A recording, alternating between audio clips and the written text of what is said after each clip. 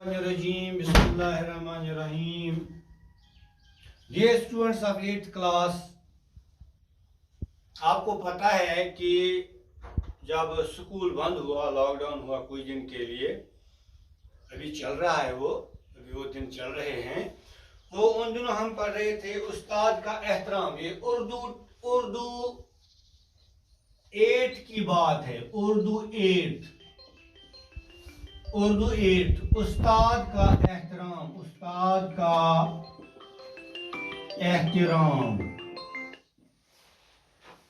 तो मैंने आपको उसी वक्त बोला था कि उस्ताद ये नहीं मतलब है कि जो ABCD पढ़ाए आपको, जो आपको अलिफ बे पढ़ाए, अ ब पढ़ाए, या 1 2 3 4 पढ़ाए, 1 2 3 4 पढ़ाए, ये उस्ताद से गर्ज नहीं है। ये भी उस्ताद है, लेकिन उस्ताद वो होता है असल में जो आपको पढ़ाए भी, तालीम और तरबियत जो आपकी करे। तालीम और तरबियत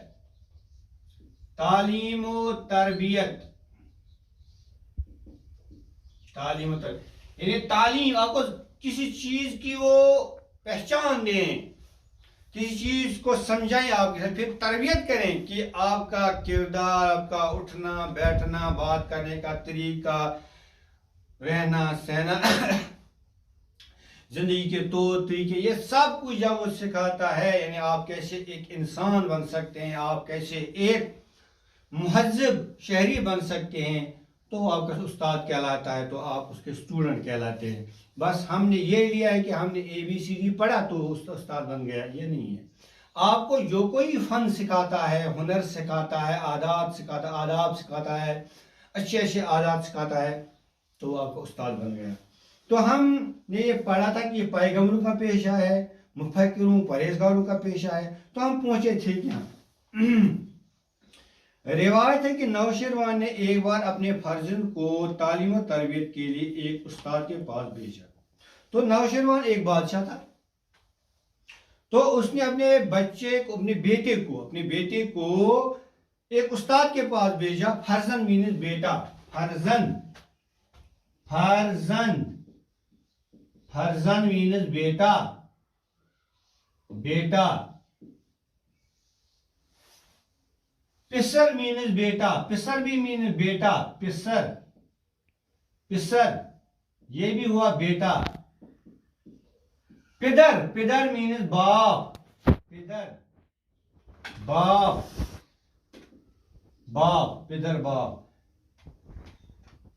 वालिद वो भी मीन्स बाप, मोल।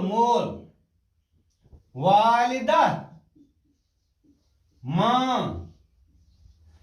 आप दोनों मिला के, वालिद और वालिदा, वालिदैन, मां बाप। एक और बात यहां मुझे याद आई, तो बाप, बे अलिफ पे बाप, ये हुआ फादर। बे दुश्मन अलिफ पे बाप, ये हुआ आबी बुखारात। वाटर वेपर, ये हुआ फादर। ये आपको सीखना चाहिए, यानी फर्जंद मीन्स बेटा। तो नौशेरवान ने अपने फर्जंद को तालीम और तरबियत के लिए, ये यही कहता है कि ABCD नहीं, बल्कि तालीम और तरबियत के लिए एक उस्ताद के पास भेजा। मुद्दत गुजरने के बाद नौशेरवान को ख्याल आया कि जाकर देखिए कि तालीम और तरबियत पाने की क्या हालत है। एक मुद्दत गुजर गई, एक वक्फा गुजर गया, एक कुछ टाइम गुजर गया, तो नौशेरवान को ख्याल आया क्यों न मैं जाऊं अपने बेटे को देखूं कि उसकी तालीम और तरबियत का क्या हाल है। जब वो वहां पहुंचे तो देखा कि उस्ताद नमाज के लिए वुजू कर रहे थे। तो जब नौशेरवान वहां पहुंचे तो उस्ताद मोहतरम जो थे वो वुजू कर रहे थे नमाज के लिए। उनका बेटा हाथ में लोटा उठाकर पानी डाल रहा था। तो उनका जो बेटा था, नौशेरवान का बेटा, तो वो लोटे से पानी डाल रहा था उस्ताद के हाथों पर। यह देखकर उनको काफी गुस्सा आया और बेटे के मुंह पर चपत लगा दी। नौशेरवान ने जब ये देखा तो उसे गुस्सा आया, तो उसने एक थप्पड़ मारा, ऐसे बेटे मुंह पे थप्पड़ मारा। उस्ताद हैरान हुआ कि शायद उससे ख्याल हुआ कि शहजादे से पानी डलवा रहा है। अब उस्ताद बेचारा परेशान हो गया कि कहीं ये तो ये शहजादा है, ये तो बादशाह का बेटा है, तो ये पानी डाल रहा है, कहीं बादशाह को नागवार गुजरी हो ये बात। नौशेरवान ने अफसोस का इजहार करते हुए बेटे को तंबीह की। अब नौशेरवान ने अपने बेटे को ही तंबीह किया। उस्ताद खुद पाँव धो रहे हैं, क्या उस्ताद खुद पाँव धो रहे हैं? और तुम पानी नहीं डाल रहे, और तुम पानी डाल रहे हो, तो आप पानी डाल रहे हैं, तुमको शर्म नहीं आती है? क्या तुम खुद इनके पाँव नहीं धो सकते? तो नौशेरवान ने कहा, अपने बेटे से तंबीह की कि आप इसके पैर खुद दो, पानी उस्ताद डालेगा, पैर आप धो लीजिए। ये उस्ताद का मुकाम है। दूसरी एक रिवायत है कि एक दफा सिकंदर आजम, अलेक्जेंडर द ग्रेट, सिकंदर आजम यूनान का बादशाह, सिकंदर दुनिया की बहुत सी फतूहात हासिल करके वतन वापस पहुंचा। फतूहात, फतेह की जमा, फतेह, फतेह मीन्स किसी चीज को जीतना, फतेह जीतना। तो इसका जो बनता है जमा वो फतूहात, फतूहात। बहुत सी फतूहात हासिल करने के बाद अलेक्जेंडर द ग्रेट वापस आ गए अपने वतन। तो सबसे पहले अपने उस्ताद अरस्तु से मिलने का इरादा किया। तो सबसे पहले अरस्तु, जो उसका उस्ताद था, अरस्तु बहुत बड़े आलिम थे, अरस्तु, एरिस्टोटल। तो इसको मिलने गया सिकंदर आजम इस गर्ज से कि वो अपने उस्ताद के यहाँ गया कि वो मकान में दाखिल हुआ। जब वो मकान में दाखिल हुआ तो अरस्तु सहन में बैठा मजे से धूप ताप रहा था। जब वो अरस्तु के घर गया, अलेक्जेंडर द ग्रेट जब वो अरस्तु के घर गया तो अरस्तु अपने सहन में बैठा हुआ था, धूप में बैठा हुआ था, धूप ताप रहा था। हमको भी धूप तापनी चाहिए, क्योंकि धूप में बैठकर हम विटामिन डी हासिल कर सकते हैं।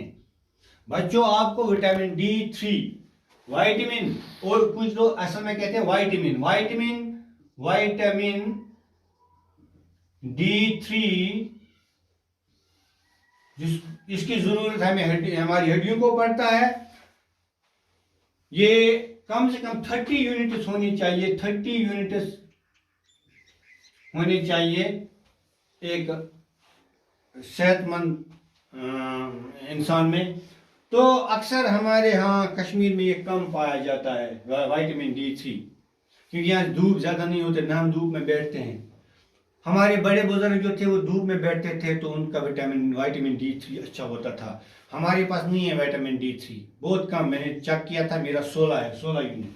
तो 30 और 16 कहाँ है, कहाँ फ़र्क है? तो बच्चों, हमें चाहिए कि हमें धूप में खेलना चाहिए, धूप में बैठना चाहिए, धूप तापनी चाहिए, क्योंकि धूप के जरिए से अल्लाह मियाँ ने हमारी स्किन को पावर दिया है, हमारी स्किन को पावर दिया है कि वो विटामिन D3 खुद तैयार करती है हमारी स्किन।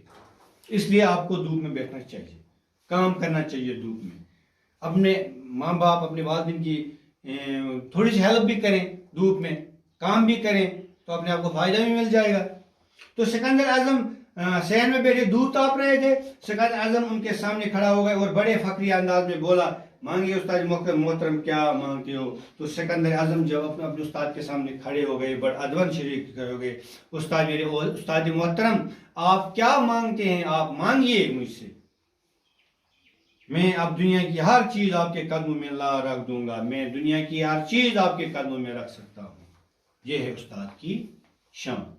घर उस्ताद का मुकाम नहायत बुलंद है, यानी उस्ताद का मुकाम बहुत बुलंद है। ये पैगंबरी का पेशा है, ये पैगंबरी का पेशा है, क्योंकि पैगंबर ने हमेशा इस्लाह की है, उन्होंने अच्छी अच्छी बातें सिखाई हैं, उन्होंने कौम को सुधारा है, कभी बिगाड़ा नहीं है। इसलिए उस्ताद को भी चाहिए वो बच्चे को संवारे, सुधारे, क्योंकि हर पैगंबर मुअल्लिम यानी तालीम देने वाला था। हर पैगंबर, हर ऋषि, हर मुनि, हर वली, ये जो था ये हमें तालीम दे रहा था, अच्छे की तालीम दे रहा था। हम सबको चाहिए कि हम अपने असातिज़ा के एहतराम और इज़्ज़त का हर वक्त और हर आन ख्याल रखें, और हमें भी चाहिए कि हम अपने असातिज़ा किराम का ख्याल रखें, उनकी इज्जत करें, और भूले से भी कभी कोई गुस्ताखी उनकी जनाब में न करें, और भूले से भी उनके सामने गुस्ताखी न करें, भूले से भी ऐसे अल्फाज न दोहराएं, कहें ऐसे अल्फाज कहें जिनसे उस्ताद का दिल टूट जाए।